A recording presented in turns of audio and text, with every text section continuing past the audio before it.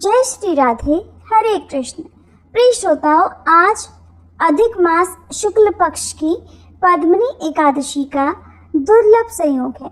आज के इस शुभ अवसर पर हम आपके लिए लेकर आए हैं पद्मिनी एकादशी की व्रत कथा, तुलसी माता की कथा और पुरुष सूक्त का हिंदी अनुवाद। धर्मराज युधिष्ठिर ने भगवान श्री कृष्ण से कहा, हे भगवान, अब आप अधिक मास की शुक्ल पक्ष की एकादशी के विषय में बताइए। उसका नाम क्या है तथा व्रत की विधि क्या है? इसमें किस देवता की पूजा की जाती है और इसके व्रत से क्या फल मिलता है? तब श्री कृष्ण ने कहा, हे धर्मराज, अधिक मास की एकादशी अनेक पुण्यों को देने वाली है और उसका नाम पद्मिनी है। इस एकादशी के व्रत से मनुष्य विष्णु लोक को जाता है। ये अनेक पापों को नष्ट करने वाली तथा मुक्ति और भक्ति प्रदान करने वाली है। इसके फल और गुणों को ध्यान पूर्वक सुनो। दशमी के दिन व्रत शुरू करना चाहिए। एकादशी के दिन प्रातः नित्य क्रिया से निवृत्त होकर पुण्य क्षेत्र में स्नान करने चले जाना चाहिए। उस समय गोबर, मृत्तिका, तिल, कुश तथा आंवला की चूर्ण से विधि पूर्वक स्नान करना चाहिए। स्नान करने से पहले शरीर में मिट्टी लगाते हुए प्रार्थना करनी चाहिए, हे मृत्तिके, मैं आपको नमस्कार करता हूँ। आपके स्पर्श से मेरा शरीर पवित्र हो। समस्त औषधियों से पैदा हुई और पृथ्वी को पवित्र करने वाली आप मुझे शुद्ध करो। ब्रह्मा जी के थूक से पैदा होने वाली आप मेरे शरीर को छूकर मुझे पवित्र करो। हे शंख चक्र गदाधारी देवों के देव जगन्नाथ, आप मुझे स्नान के लिए आज्ञा दीजिए। इसके बाद वरुण मंत्र को जपकर पवित्र तीर्थों के अभाव में उनका स्मरण करते हुए किसी तालाब में स्नान करना चाहिए। स्नान करने के पश्चात साफ, स्वच्छ और सुंदर वस्त्र धारण करके संध्या तर्पण करके मंदिर में भगवान की धूप, दीप, नैवेद्य, पुष्प, केसर आदि से पूजा करनी चाहिए। इसके बाद भगवान के सम्मुख नृत्य, गायन, भजन, कीर्तन आदि करें। भक्त जनों के साथ भगवान के सामने पुराण की कथा सुननी चाहिए। अधिक मास के शुक्ल पक्ष की पद्मिनी एकादशी का व्रत निर्जल करना चाहिए। यदि मनुष्य में निर्जल रहने की शक्ति न हो तो उसे जलपान या अल्पाहार से व्रत करना चाहिए। रात्रि में जागरण करके, नृत्य और गायन करके भगवान का स्मरण करते रहना चाहिए। प्रति पहर मनुष्य को भगवान या महादेव जी की पूजा करनी चाहिए।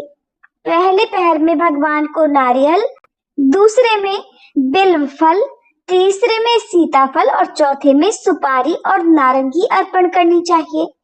इससे पहले पहर में अग्नि होम का, दूसरे में वाजपेय यज्ञ का, तीसरे में अश्वमेध यज्ञ का और चौथे में राजसूय यज्ञ का फल मिलता है। इस व्रत से बढ़कर संसार में कोई यज्ञ, तप, दान या पुण्य नहीं है। एकादशी का व्रत करने वाले मनुष्य को समस्त तीर्थों और यज्ञों का फल मिल जाता है। इस तरह से सूर्योदय तक जागरण करना चाहिए और स्नान करके ब्राह्मणों को भोजन कराना चाहिए। इस प्रकार जो मनुष्य विधि पूर्वक भगवान की पूजा और व्रत करते हैं, उनका जन्म सफल होता है और वे इस लोक में अनेक सुखों को भोग कर अंत में भगवान विष्णु के परम धाम को जाते हैं। हे धर्मराज, ये मैंने तुम्हें एकादशी के व्रत का पूरा विधान बता दिया। अब जो पद्मिनी एकादशी का भक्ति पूर्वक व्रत कर चुके हैं, उनकी कथा कहता हूँ, ध्यान पूर्वक सुनो। ये सुंदर कथा एक समय पुलत्स्य जी ने देवर्षि नारद जी से कही थी। एक समय राजा कार्तवीर्य ने रावण को अपने बंदी गृह में बंद कर लिया। फिर उसे मुनि पुलत्स्य जी ने कार्तवीर्य से विनय करके छुड़ाया। इस घटना को सुनकर नारद जी ने पुलत्स्य जी से पूछा, हे महाराज, उस मायावी रावण को जिसने समस्त देवताओं सहित इंद्र तक को जीत लिया। कार्तवीर राजा ने किस प्रकार जीता, सो आप मुझे समझाइए। तब पुलत्स्य जी बोले, हे नारद जी, पहले कृतवीर नामक एक राजा राज्य करता था। उस राजा की 100 पत्नियां थी।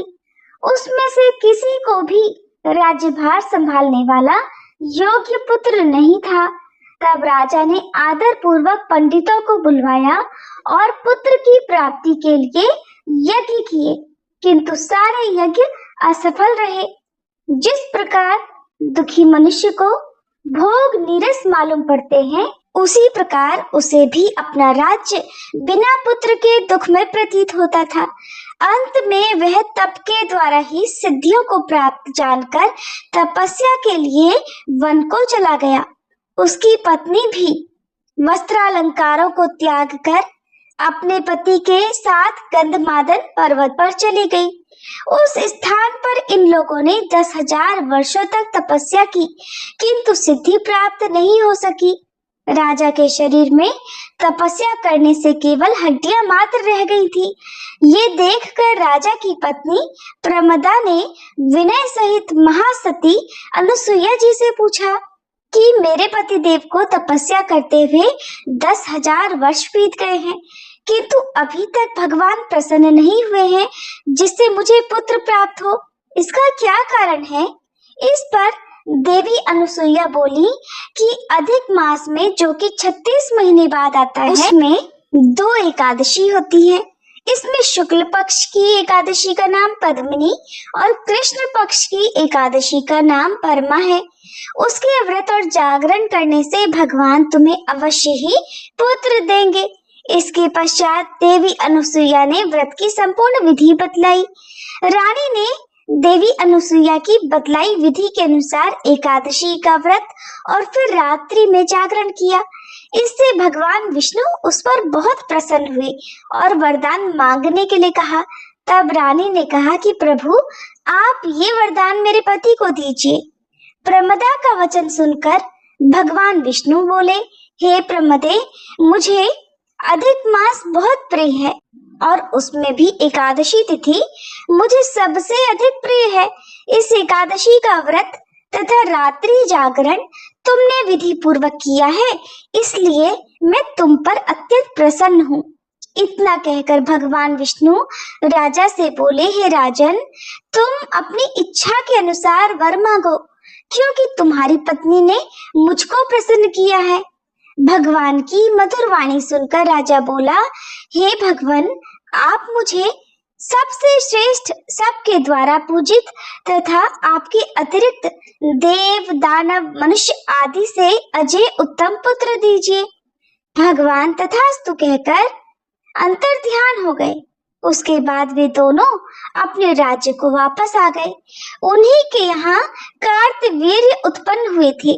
वे भगवान के अतिरिक्त सबसे अजेय थे। इन्होंने रावण को जीत लिया था। ये सब पद्मिनी एकादशी के व्रत का प्रभाव था।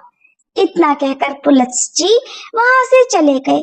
भगवान श्री कृष्ण ने युधिष्ठिर महाराज से कहा, हे पांडुनंदन, ये मैंने अधिक मास के शुक्ल पक्ष की एकादशी का महात्म्य कहा है। जो मनुष्य इस व्रत को सच्ची श्रद्धा और निष्ठा से करता है, वह अवश्य ही विष्णु लोक को जाता है। कथा समाप्त। सभी प्रेम से बोलिए पद्मिनी एकादशी की जय। श्री नामदेव जी महाराष्ट्र के एक सुप्रसिद्ध संत थे और वे विठल भगवान जी के बहुत बड़े भगत भी हुए हैं। उनका ध्यान सदैव विठल भगवान के दर्शन, भजन और कीर्तन में ही लगा रहता था। सांसारिक कार्यों में तो उनका जरा भी मन नहीं लगता था और वे एकादशी व्रत के प्रति पूर्ण निष्ठावान थे। वे उस दिन जल तक नहीं पीते थे। एकादशी की संपूर्ण रात्रि को श्री हरिनाम संकीर्तन करते थे। एकादशी को वे न अन्न खाते और न किसी को खिलाते थे। एक दिन एकादशी की रात्रि को वे हरिनाम संकीर्तन कर रहे थे। उनके साथ बहुत सारे अन्य भक्त भी संकीर्तन कर रहे थे। अचानक एक बहुत ही कमजोर, हड्डियों का ढांचा मात्र एक वृद्ध ब्राह्मण उनके द्वार पर आया और बोला, मैं बहुत भूखा हूँ, मुझे भोजन कराओ, नहीं तो मैं मारे भूख के मर जाऊंगा। श्री नामदेव जी बोले, देखो, मैं एकादशी को न तो अन्न खाता हूँ और न ही किसी को खिलाता हूँ, अतः हे ब्राह्मण देवता, आप प्रातःकाल सूर्योदय का इंतजार करो, व्रत का पारण कर मैं आपको भरपेट भोजन कराऊंगा। तब वह ब्राह्मण देवता बोले कि मुझे तो अभी ही भोजन चाहिए, मैं 120 वर्ष का बूढ़ा हूँ। एकादशी व्रत तो 8 वर्ष से लेकर 80 वर्ष तक के लोगों के लिए ही है, मैं तो भूख से मर जाऊंगा, और अगर ऐसा हुआ तो तुमको ब्रह्म हत्या का पाप लगेगा। तब श्री नामदेव जी ने कहा, हे ब्राह्मण देवता, चाहे कुछ भी हो जाए, मैं आपको भोजन नहीं करा सकता, आप कृपया सुबह तक प्रतीक्षा करें। श्री नामदेव जी के ऐसे व्यवहार के प्रति अन्य ग्रामवासियों ने नामदेव जी को बड़ा निष्ठुर कहा और उन्होंने ब्राह्मण को भोजन देना चाहा, परंतु ब्राह्मण ने अन्य लोगों से भोजन लेने से इनकार कर दिया और कहने लगे, अगर मैं भोजन ग्रहण करूंगा तो सिर्फ और सिर्फ नामदेव से ही करूंगा। उधर श्री नामदेव जी ने जब उन ब्राह्मण देवता को भोजन नहीं दिया तो कुछ ही समय में उसके प्राण पखेरु उड़ गए। वहां पर उपस्थित सभी लोग अब तो श्री नामदेव जी को उल्टा सीधा कहने लगे और उन्हें हत्यारा तक कहकर संबोधित करने लगे। श्री नामदेव जी इतना सब कुछ होने पर भी कुछ नहीं बोले, बल्कि पूर्ववत विठल भगवान के भजन कीर्तन में ही लगे रहे और एक क्षण के लिए उठे, फिर उन्होंने मृतक शरीर को ढककर रख दिया और वह अब मृतदेह के समक्ष ही नाम संकीर्तन करते रहे। बाकी लोग उठकर वहां से चले गए। प्रातःकाल श्री नामदेव जी ने एकादशी व्रत का पारण किया और एक चिता बनवाई। स्वयं उस ब्राह्मण के पार्थिव शरीर को अपनी गोद में लेकर चिता पर बैठ गए। चिता को प्रज्वलित किया गया।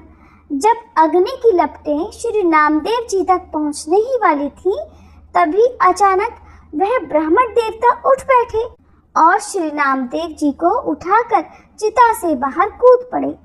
जब तक नामदेव जी कुछ समझ पाते, वह वृद्ध ब्राह्मण देवता अंतर्ध्यान हो गए। दरअसल स्वयं विठल भगवान ही उनकी परीक्षा लेने आए थे। इस घटना को देखकर सब आश्चर्यचकित हो गए और श्री नामदेव जी की जय जयकार करने लगे कि धन्य है श्री नामदेव जी। चित्त में प्रज्ञा का प्रकाश, ज्ञान का दीपक जले, तभी ठाकुर जी का निराकार स्वरूप दिखाई देता है। भागवत श्रवण से चित्त रूपी दीपक जलाने का प्रयास प्रत्येक मानव को करना चाहिए। मानव को अज्ञानता से लड़ना चाहिए, मगर आलोचना और अज्ञानता पर चर्चा करके या ऐसे लोगों का प्रतिवाद करके अपना समय बर्बाद नहीं करना चाहिए। तो ऐसे भक्त थे श्री नामदेव जी। सभी प्रेम से बोलिए भक्तराज नामदेव जी की जय। एक बार की बात है, देवर्षि नारद जी देवराज इंद्र के यहाँ से द्वारकापुरी जा रहे थे। नारद जी देवराज जी के वहां से पारिजात वृक्ष का एक पुष्प लेकर आए थे और उन्होंने वह पुष्प द्वारकाधीश जी को अर्पित किया। वो सुंदर पुष्प ठाकुर जी ने रुक्मिणी जी को दे दिया। नारद जी हमेशा वही कार्य करते हैं जो भगवान के मन में होता है और वे वही लीला करते हैं जिससे भगवत नाम, रूप और महिमा का अद्भुत रूप प्रकाशित हो। द्वारकाधीश जी को पुष्प अर्पित करने के बाद नारद जी सत्यभामा जी के महल में गए। नारद जी ने सत्यभागा जी से पूछा कि क्या स्वर्ग का पारिजात पुष्प उन्हें मिला। तब सत्यभामा जी को इस विषय में कोई जानकारी थी ही नहीं। अब नारद जी ने उनसे कहा कि मैं तो आपको श्री कृष्ण की सर्वोपरि प्राण प्रिया मानता था, तो मुझे लगा कि प्रभु ने वह पुष्प आपको ही दिया होगा, लेकिन दासियों से पता करने पर ज्ञात हुआ कि वो पुष्प तो भगवान ने रुक्मिणी जी को दे दिया था। नारद जी ने कहा, इसका मतलब श्री कृष्ण रुक्मिणी जी से ज्यादा प्रेम करते हैं। अब ये बात सुनते ही सत्यभामा जी रूठ कर बैठ गई। नारद जी द्वारकाधीश के पास पुनः गए और कहने लगे, प्रभु आपके उस पुष्प को रुक्मिणी जी को देने की वजह से सत्यभामा जी आपसे रूठ गई हैं। तब ठाकुर जी ने पूछा ये बात सत्यभामा जी को कैसे पता चली? नारद जी ने कहा, प्रभु मैं ही गया था उनके पास। ऐसे ही बात बात में ये बात मेरे मुंह से निकल गई। अब ठाकुर जी ने नारद जी की तरफ देखा और मुस्कुराए कि नारद जी कोई न कोई ऐसी लीला करते ही रहते हैं। जब प्रभु सत्यभामा जी के समीप आए तो उन्होंने कहा कि वो पुष्प भले ही नारद जी वापस ले जाते, लेकिन उसे रुक्मिणी के पास नहीं जाना चाहिए था। ठाकुर जी ने सत्यभामा जी को मनाते हुए कहा कि चिंता मत करो, मैं वास्तव में तुमसे ज्यादा प्रेम करता हूँ। रुक्मिणी जी को तो मैंने केवल पुष्प दिया है, तुम्हारे लिए तो मैं वो पारिजात वृक्ष लाकर ही तुम्हारे आंगन में लगा दूंगा। ये बात सुनते ही सत्यभामा जी प्रसन्न हो गई। इधर पृथ्वी के पुत्र भौमासुर का जब अत्याचार बढ़ा तो देवराज इंद्र ने श्री द्वारकाधीश जी की शरण ली और उनसे सारे देवताओं को बचाने की प्रार्थना की। सत्यभामा जी साक्षात पृथ्वी देवी का रूप है। भौमासुर अर्थात नरकासुर पृथ्वी देवी का पुत्र था। पृथ्वी देवी ने भगवान से वरदान मांगा था कि मेरे पुत्र को मेरे कहे बिना आप कभी नहीं मारेंगे। इसलिए सत्यभामा जी की आज्ञा के बिना भौमासुर का वध नहीं किया जा सकता था। इसी वरदान के कारण भौमासुर अत्यंत अत्याचारी बन गया था और कोई देवतागण उसे मार नहीं पा रहे थे। जब श्री कृष्ण भौमासुर से लड़ने के लिए निकले तो उन्होंने सत्यभामा जी को बताया कि भौमासुर का आतंक बहुत बढ़ गया है, इसलिए आप ही मेरे साथ चलें। भौमासुर ने सत्यभामा जी के सामने प्रभु पर शस्त्रों की वर्षा कर दी। श्री कृष्ण प्रेम में पगी हुई सत्यभामा जी ये भूल गई कि भौमासुर पृथ्वी के अंश से ही प्रकट हुआ था। उन्होंने श्री कृष्ण से अनुरोध किया, हे नाथ, उसे शीघ्र मार दीजिए। प्रभु सत्यभामा जी का वरदान पूरा करने के लिए ही रुके हुए थे और फिर उनके कहते ही प्रभु ने भौमासुर को मार गिराया, उसका वध कर दिया। अब भौमासुर को मारने पर देवलोक में देवराज इंद्र ने देवताओं सहित भगवान की बड़ी स्तुति पूजा की। तब प्रभु ने इंद्र को पारिजात वृक्ष देने के लिए कहा, क्योंकि सत्यभामा जी उसे अपने आंगन में लगाना चाहती थी। इस पर इंद्राणी ने पारिजात वृक्ष देने के लिए मना करते हुए कहा कि ये वृक्ष मृत्युलोक के योग्य है ही नहीं, इसलिए मैं इसे नहीं दे सकती, ये तो केवल स्वर्गलोक में होना चाहिए। देवराज ने इंद्राणी को याद दिलाया कि वो सर्वसमर्थ प्रभु हैं जिन्होंने अभी भौमासुर को मार गिराया है, जिस पर देवताओं को कोई प्रभाव नहीं पड़ रहा था। लेकिन इंद्राणी भी हट करने लगी और वह पारिजात का वृक्ष देने के लिए तैयार ही नहीं हुई। कुछ देवतागण भी उनके पक्ष में आकर भगवान का विरोध करने लगे, यहाँ तक कि वो भगवान से युद्ध करने के लिए भी तैयार हो गए और उन्होंने प्रभु को कुछ कठोर शब्द भी कहे। उनका कहना था कि मृत्यु लोक में देवलोक का वह वृक्ष नहीं जाएगा। तब प्रभु ने कहा, इन्हें मेरी द्वारकापुरी मृत्यु लोक नजर आती है। अभी तक तो आप सभी भौमासुर के डर से पीड़ित थे। अगर भौमासुर का वध न होता तो तुम्हारे हाथ में तो स्वर्ग भी नहीं रहता और तुम मांगने पर अब एक वृक्ष भी नहीं दे रही हो। श्री कृष्ण ने गरुड़ जी को पारिजात वृक्ष को उखाड़ने की आज्ञा दी। आज्ञा पाते ही गरुड़ जी ने वृक्ष को बड़ी आसानी से अपनी चोंच से उखाड़ा और अपनी पीठ पर रख लिया। भगवान ने गरुड़ जी को उन अहंकार ग्रस्त देवताओं को थोड़ी लीला दिखाने का संकेत किया। गरुड़ जी ने केवल एक पंख से प्रहार किया तो सहस्त्रों देवता मूर्छित होकर गिर गए।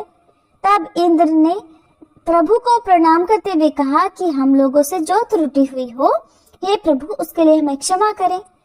ठाकुर जी, सत्यभामा जी और पारिजात वृक्ष अब सब गरुड़ जी पर विराजमान होकर वापस आ गए।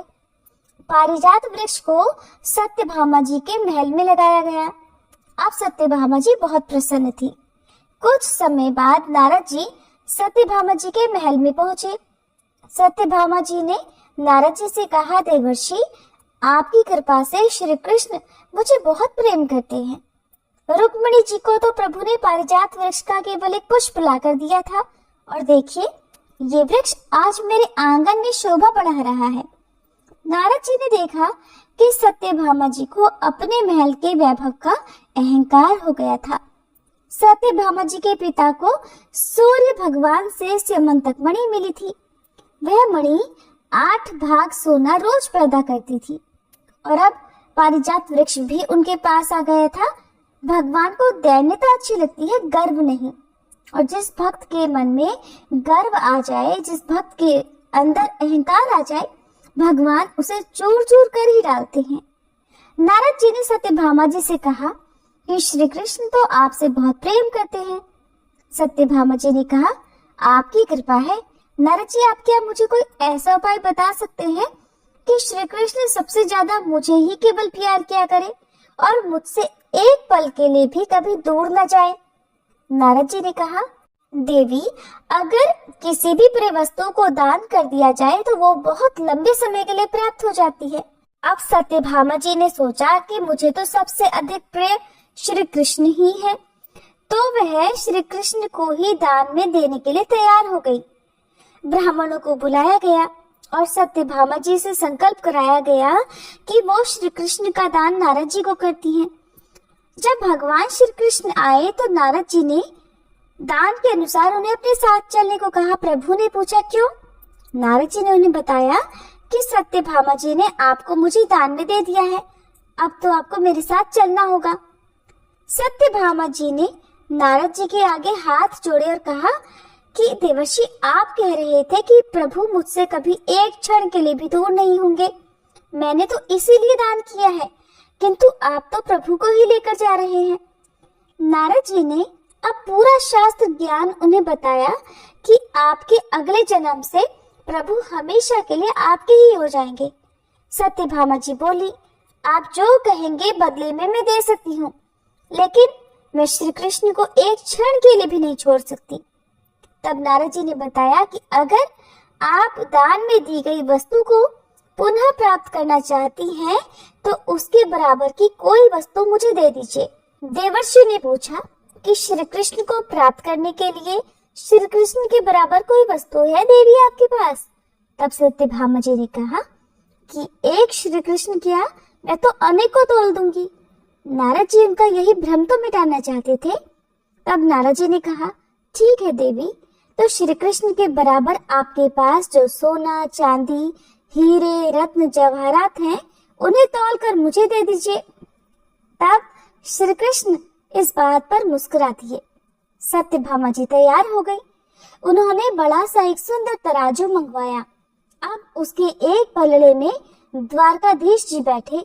जब तौलना शुरू हुआ तो सत्यभामा जी सारे सुंदर आभूषण, स्वर्ण, चांदी, रत्न, हीरे, जवाहरात सब ला ला कर रखती जा रही थी, लेकिन तराजू में कोई फर्क नहीं पड़ रहा था। तराजू ना तो हिल डुल रहा था, ना ही ऊपर उठ रहा था। अब तो सत्यभामा जी व्याकुल हो गई कि अगर श्री कृष्ण को तौला नहीं जा सका तो नारद जी तो उन्हें अपने साथ ले जाएंगे। अब उन्होंने अपने साथ साथ अन्य रानियों के आभूषण, स्वर्ण, रत्न, हीरे, जवाहरात आदि लाकर पलड़े में डाल दिए, लेकिन पलड़ा फिर भी श्री कृष्ण का ही भारी रहा।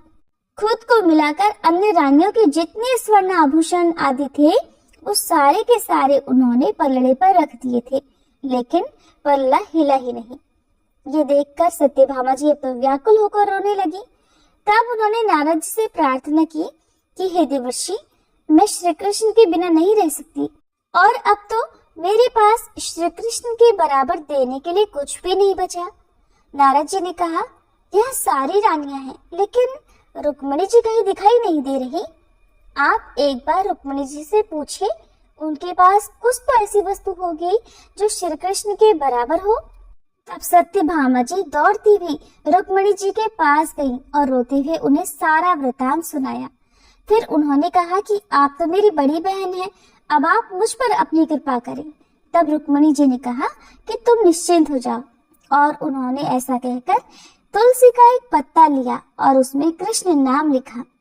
रुक्मिणी जी ने सारे आभूषण हटा दिए और जैसे ही पलड़े पर तुलसी का एकमात्र पत्ता रखा तो तुलसी जी का वह पलड़ा भारी हो गया और श्री कृष्ण का पलड़ा ऊपर उठ गया।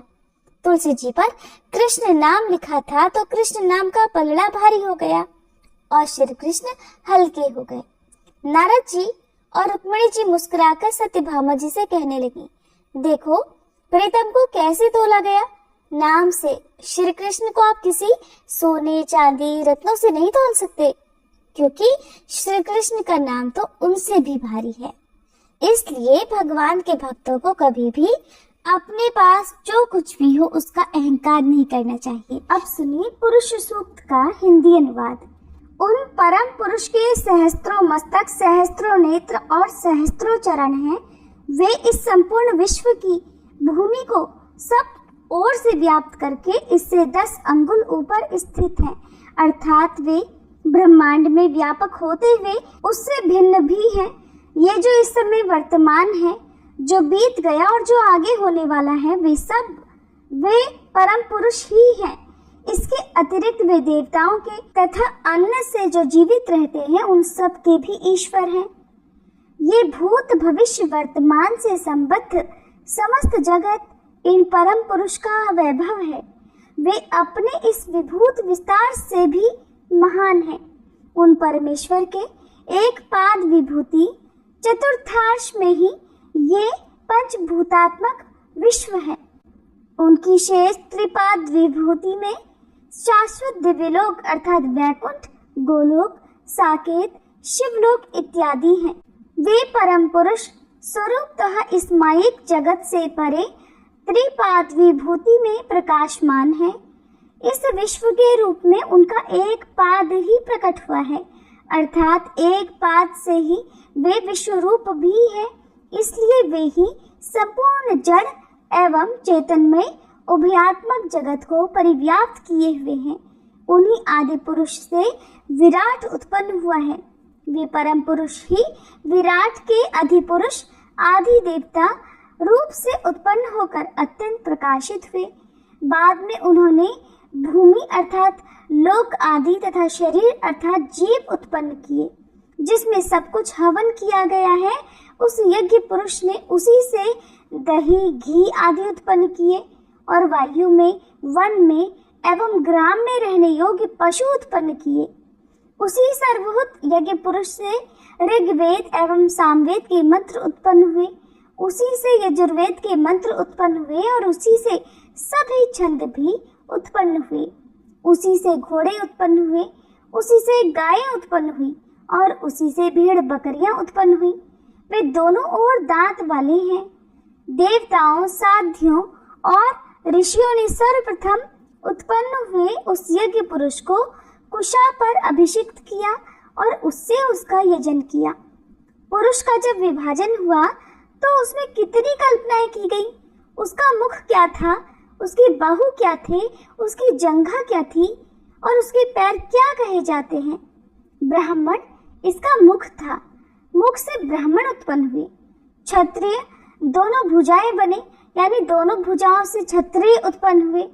इस विराट पुरुष की जंघाएं ही वैश्य हुई, अर्थात उनसे वैश्यों की उत्पत्ति हुई और पैरों से शूद्र वर्ण प्रकट हुए। इस परम पुरुष के मन से चंद्रमा उत्पन्न हुए, नेत्रों से सूर्य प्रकट हुए, कानों से वायु और प्राण तथा मुख से अग्नि की उत्पत्ति हुई। उन्हीं परम पुरुष की नाभि से अंतरिक्ष लोक उत्पन्न हुआ, मस्तक से स्वर्ग प्रकट हुआ, पैरों से पृथ्वी, कानों से दिशाएं प्रकट हुई। इस प्रकार समस्त लोक उस पुरुष में ही कल्पित हुए। जिन पुरुष रूप भविष्य से देवों ने यज्ञ का विस्तार किया, वसंत उसका घी था, ग्रीष्म काष्ठ और शरद ऋतु हवी थी। देवताओं ने जब यज्ञ करते समय संकल्प से पुरुष रूप पशु का बंधन किया, तब 7 समुद्र इसकी परिधि अर्थात मेखलाएं थे। 21 प्रकार के छंदों की गायत्री, अति जगती और कृति में प्रत्येक के 7-7 प्रकार से संविधाएं बनी। देवताओं ने यज्ञ के द्वारा यज्ञ स्वरूप परम पुरुष की आराधना की। इस यज्ञ से सर्वप्रथम धर्म उत्पन्न हुआ।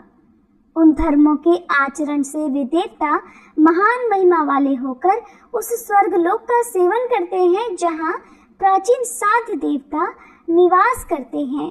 इस प्रकार ऋग्वेद में पुरुष सूक्तम का उल्लेख मिलता है, जो बहुत शक्तिशाली है। नियमित रूप से इसका पाठ करना विशेष रूप से आध्यात्मिक लाभ प्रदान करता है। पुरुष सूक्त भगवान नारायण के विराट स्वरूप का वर्णन करता है और इसका नियमित रूप से पाठ करने पर घर में सुख शांति बनी रहती है।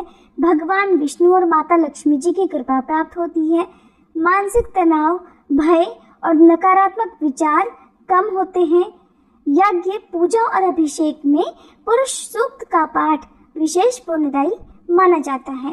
परिवार में प्रेम, एकता और सौभाग्य बढ़ता है और ग्रह दोष तथा बाधाओं की शांति में भी सच्चे मन से पुरुष सूक्त का पाठ लाभकारी माना गया है।